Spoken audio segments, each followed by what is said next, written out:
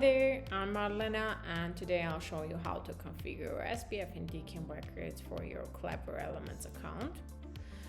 Alright, let's start. So let's go to settings, and from there let's navigate to domains page, where we'll find our domain that we are using for sending emails. Here is my domain, and here you'll see some information about SPF and DKIM and also DMARC record. DMARC is showing green as I already have a DMARC record.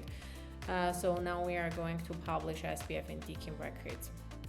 To find the exact SPF and DKIM records, we need to click on more information, and we'll be provided with the DKIM and SPF records here. DKIM is a CNAME record and SPF is a TXT record. And here Clever Elements just recommends us publishing a DMARC record. I'm not going to publish this as I already have a DMARC record in place, and each domain must have only one DMARC record. So I'm gonna publish only these records. Okay, let's start doing it. So I'm gonna start from DKIM record. Let's copy the name of the record and publish it in our DNS. So it is going to be a CNAME type of record. Now let's copy the value.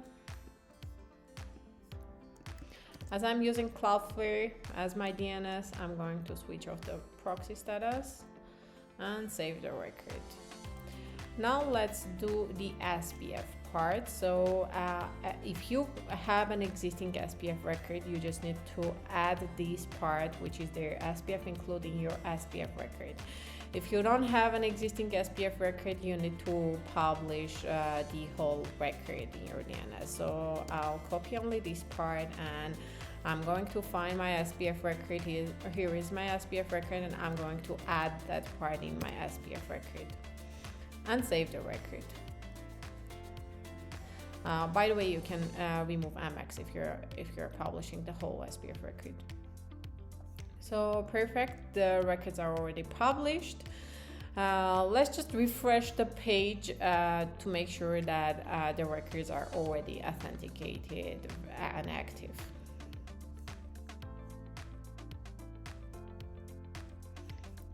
Okay, let's check it from here. Yep, so you see that both SPF and DKIM records are already showing in green, which means that they are already verified and active. So from now on, all the emails that we send from our Clever Elements account will pass the DMARC check with the help of both SPF and DKIM records. Hope you found this helpful. If you need any assistance, if you encounter any difficulties, please don't hesitate to contact the EasyDMARC support team.